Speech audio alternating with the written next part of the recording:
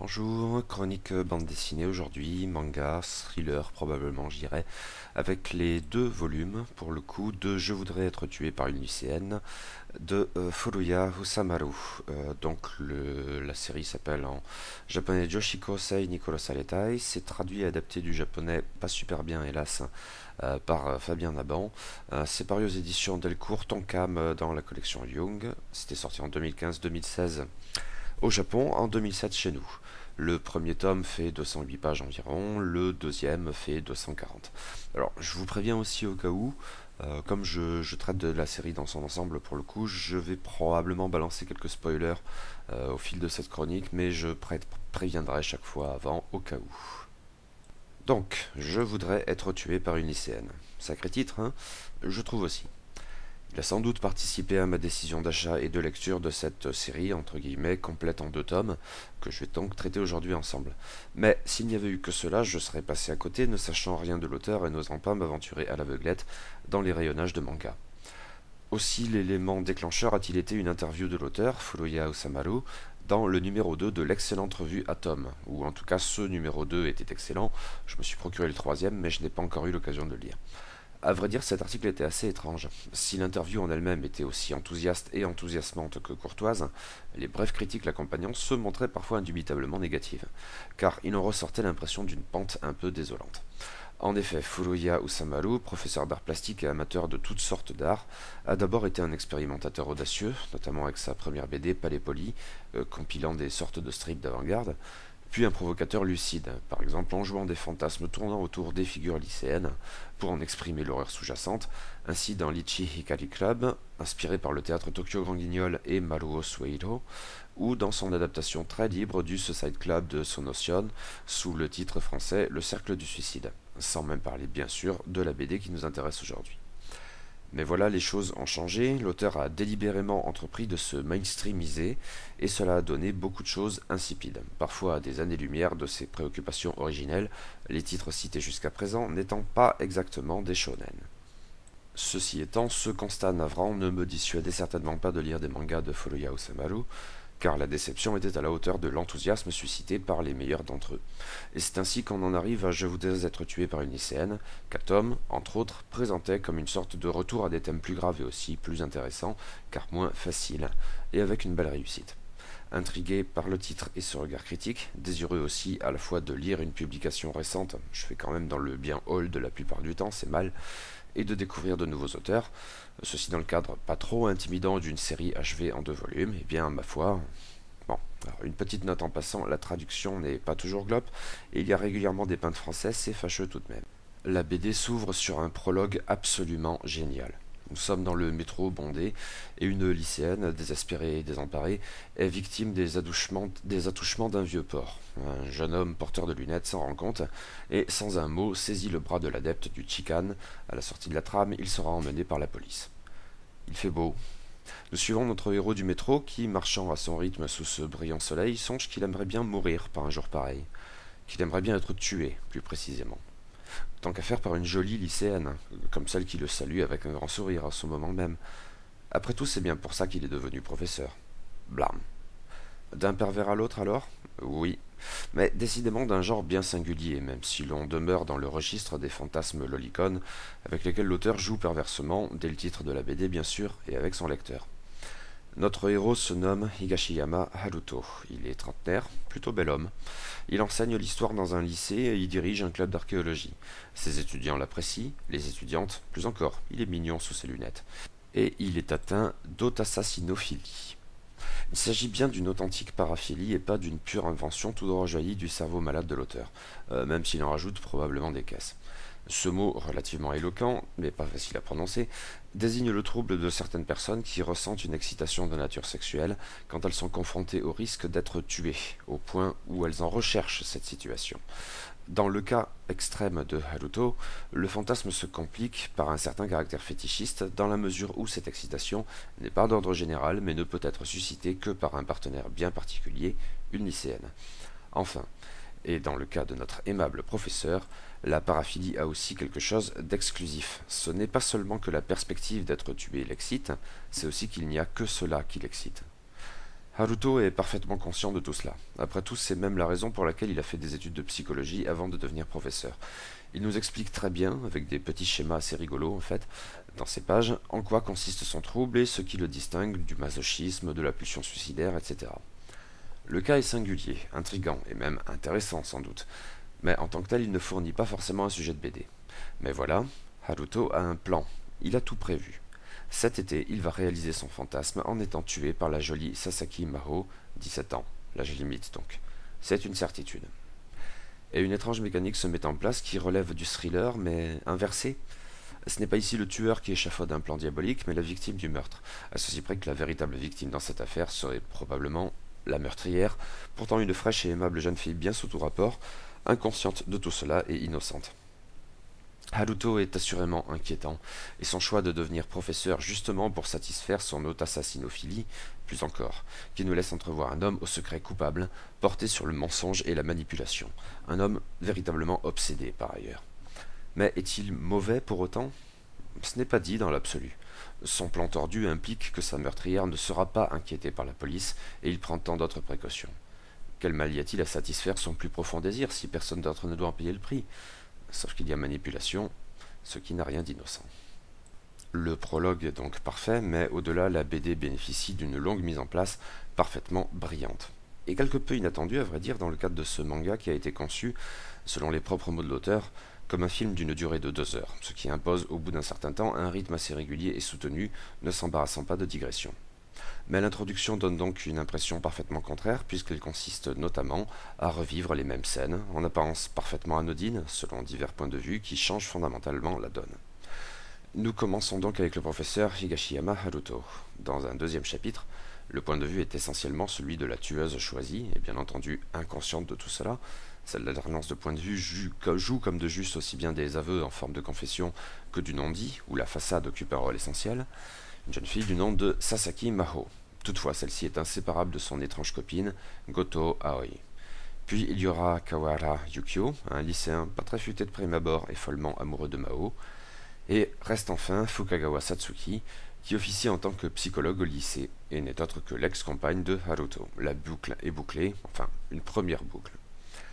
Tous ces personnages sont donc liés. Pour continuer avec Haruto, celui-ci est le professeur d'histoire de Mao, Aoi et Yukio, et tous trois ont intégré son club d'archéologie, Aoi et Yukio, pour être avec Mao, même si leurs raisons sont différentes, etc. Ces pages sont absolument parfaites, très habiles dans leur construction et donnent vie à ces 5 personnages tous très forts, même Yukio qui a pourtant quelque chose de l'élément comique de l'histoire, mais qui est aussi assez touchant, bizarrement. Ici, la BD prend son temps pour poser un cadre, pour opérer la mise en place des éléments fondamentaux du récit, et c'est brillant. Avec une triste contrepartie, la suite sera bien plus convenue, mais pour le coup, cette mise en place occupe plus de la moitié du premier tome, d'un niveau dès lors assurément très élevé.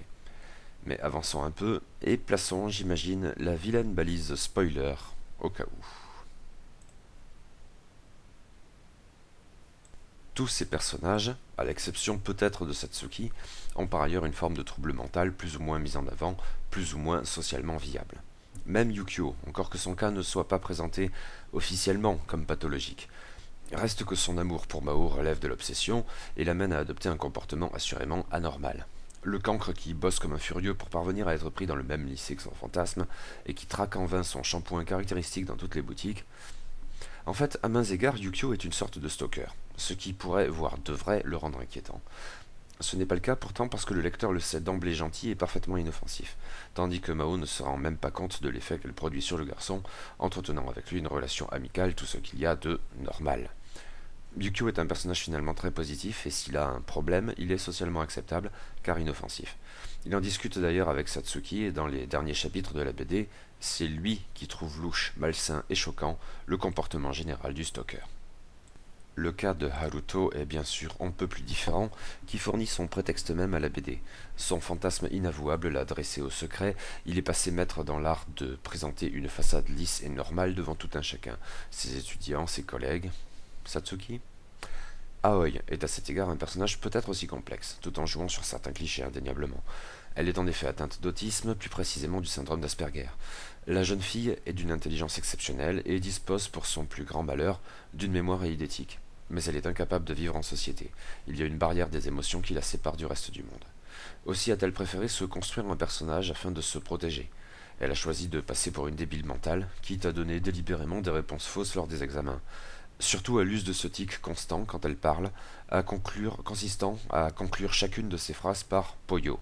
Aussi parvient-elle sans peine à passer pour une demeurée auprès de tout le monde. Sauf son unique copine, Maho, probablement Haruto et Satsuki. Mais même seule à seule avec Maho, le pollo est de la partie. Ainsi quand elle se retrouve à chaque pause déjeuner dans l'infirmerie où se calfeutre alors Aoi. On retrouve les idées phares de la façade sociale et du besoin de protection. Mais qui protège qui? Le cas de Mao est le plus problématique et aussi décevant. C'est la fausse note du récit qu'elle contamine hélas, à mes yeux du moins. En effet, Mao ne pouvait sans doute pas demeurer psychologiquement normal dans ce milieu lycéen qui semble hurler à chaque page que la normalité est un leurre, qu'elle n'existe pas. Le microcosme reproduit le monde et est dès lors fait de façade et de non-dit, un vernis que l'on n'ose pas gratter de peur de trouver en dessous quelque chose d'effrayant, parce que l'on sait que c'est ce qui s'y trouve. Haruto et Satsuki, de par leur formation, sont même la caution scientifique de ces études de cas cliniques. Mais là où Haruto est un personnage fondamentalement original, où Yukio s'avère bien plus complexe qu'il n'en a l'air, et où Aoi, sur un principe plus convenu, mais d'autant plus casse-gueule, s'avère elle aussi d'une richesse insoupçonnée, Mao n'est bientôt plus qu'un cliché sur pattes, du fait de son inévitable trouble dissociatif de l'identité, révélé peu à peu. Mais rien de la complexité d'un Billy Milligan, juste les variations les plus éculées et finalement timorées sur les personnalités multiples. Ce qui bien sûr a un impact considérable sur le récit, vous vous en doutez. Les cas d'Aoi, via son étrange sensibilité au tremblement de terre aussi, et de Maho, tirent d'ailleurs un peu la BD vers le fantastique, même si, en fin de compte, elle demeure un thriller. Même sur ce mode inversé, Je voudrais être tué par une lycéenne est un thriller, oui. Il en a peu ou prou tous les codes et les met systématiquement en avant. Ne serait-ce bien sûr que la mécanique du cliffhanger, passer plus ou moins la mise en place, mais comme dans le prologue, chaque épisode se conclut sur un tadam tonitruant, qu'il s'agisse d'une révélation ou d'une phrase choc. Procédé qui assez souvent me gave un peu. Furuya Usamaru se montre plus ou moins habile avec cet effet.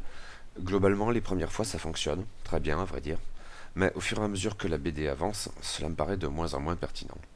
C'est aussi que le récit prend une tournure différente, et là je spoil, oui. Le mystère du manga tourne très vite autour du plan diabolique conçu par le professeur Higashiyama pour faire en sorte que Maho le tue à une date et dans des circonstances précises. Dit comme ça, c'est tout simplement inconcevable et c'est tout l'attrait de la chose. D'autant plus, bien sûr, que Maho n'a clairement pas un profil de tueuse. Mais l'introduction de son trouble de la personnalité multiple change ici la donne, à une condition évidente, Haruto doit très bien savoir, et depuis le début, ce qu'il en est. Et dès lors, les événements s'enchaînent, les révélations d'eux-mêmes, selon un autre modèle narratif sous-jacent d'emblée. Le plan est bien plus vieux qu'on ne le croit, ce qui a pour corollaire que, concernant Haruto et Mao du moins, il n'y a pas de coïncidence. Il n'y en a jamais eu, le hasard n'a jamais été de la partie. Puis Furuya Urasama creuse encore ce traitement. La présence d'Aoi n'est pas une coïncidence non plus, peut-être, et en tout cas celle de Satsuki n'en est certainement pas une. Ce dont on pouvait se douter dès son arrivée au lycée, il est vrai. Après tout, mais justement parce que nous sommes dans une mécanique de thriller au sens peut-être le plus strict pour le coup, il ne s'agit pas forcément tant de surprendre le lecteur que de l'immerger dans une mécanique où il sera en gros capable d'anticiper la suite, condition du frisson, même s'il faudra régulièrement l'étonner un brin pour continuer à l'accrocher. Et cela ne m'a pas vraiment convaincu, d'autant que l'histoire tire un peu trop sur la corde à cet égard parfois. Je ne garantis pas que le récit soit toujours très honnête. Une relecture crayon en main aurait probablement certaines chances de dégager des incohérences flagrantes. Bon, peut-être n'est-ce pas si important. Non, ce qui m'ennuie, ce sont ces chamboulements successifs et plus qu'à leur tour artificiels. Les premières de ces révélations, avec des guillemets car elles n'en sont jamais tout à fait, ont sans doute quelque chose de ludique et on peut les accueillir avec un sourire complice. Mais à force de répétition, l'effet est atténué à chaque fois, jusqu'à ne plus susciter qu'une indifférence vaguement lasse. Finalement, la BD n'est pas aussi maligne que l'on aurait pu le croire. Ce traitement, associé au cliché du trouble dissociatif de l'identité, repris d'une manière un peu trop fainéante, a donc fini par me faire sortir de la BD. Le contraste y a peut-être eu sa part d'ailleurs, parce que, je le maintiens, le début de Je voudrais être tué par une lycéenne est vraiment très bon.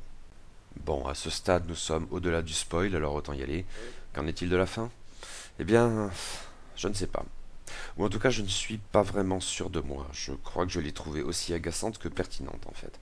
Le truc, et ça participe du principe même de la BD, c'est que ça se finit bien, à en croire l'épilogue en forme de happy end. Haruto n'est pas tué et s'en accommode, même si un inévitable stinger au sens cinématographique témoigne de ce que ces fantasmes assassinophiles persistent comme de juste.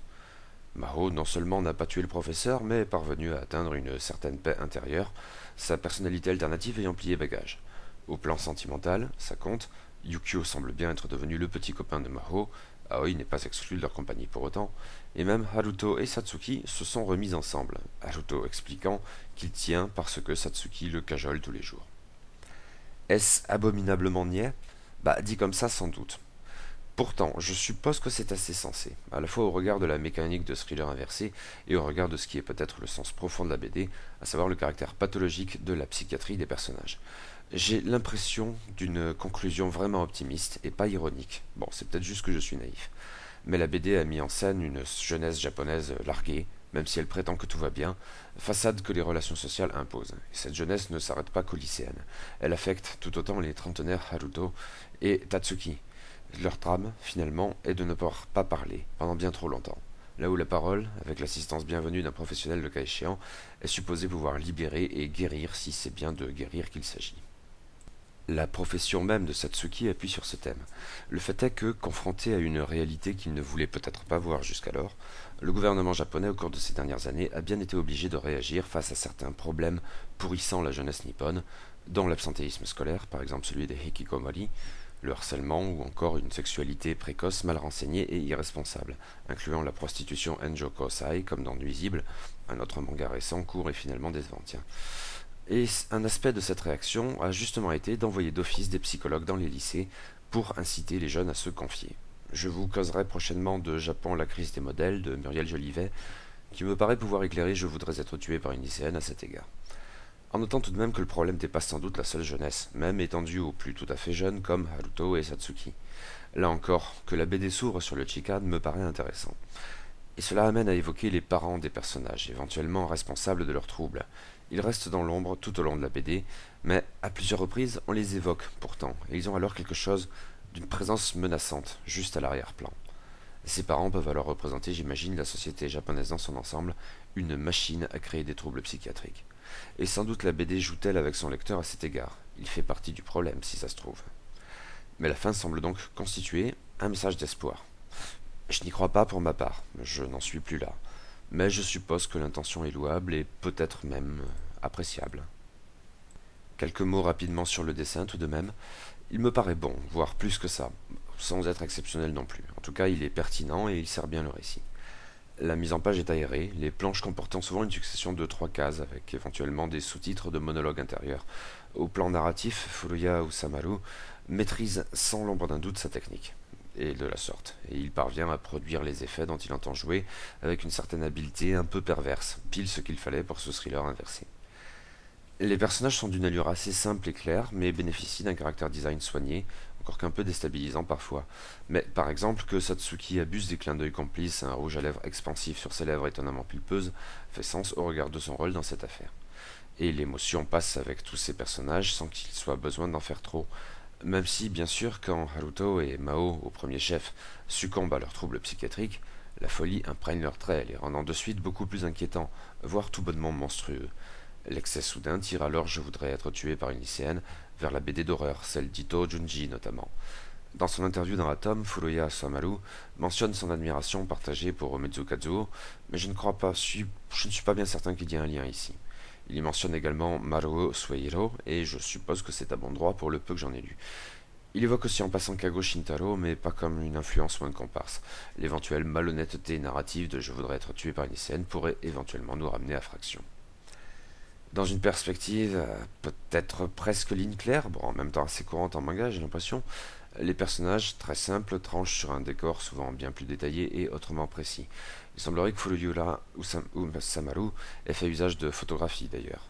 Pour le coup, ça fonctionne très bien, c'est même parfois franchement impressionnant, notamment quand la nature se met de la partie, excroissance envahissante et menaçante du site de fouilles archéologiques, et qui doit accueillir le meurtre de Haruto. Pour le coup, un second contraste opère puisque cet environnement dense et anarchique s'oppose à la froideur et à la blancheur aseptisée du lycée comme une métaphore de la psyché des personnages dont les troubles profondément ancrés ne doivent surtout pas percer sous leur façade savamment construite de normalité.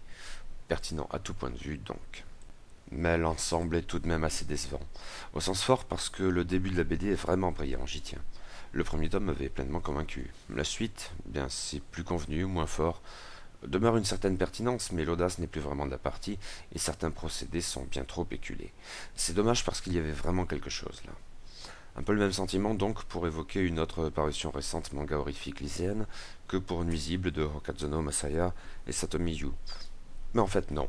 Je voudrais être tué par une lycéenne demeure plus inventif, plus malin, meilleur en tout point, juste pas aussi bon que je l'espérais. Ce qui ne m'éloignera pas forcément de Furuya Usamaru pour les titres cités en début de chronique, Palais Poli ou Litchi Hikari Club, ou peut-être même le Cercle du Suicide. Le reste, méfiance semble-t-il.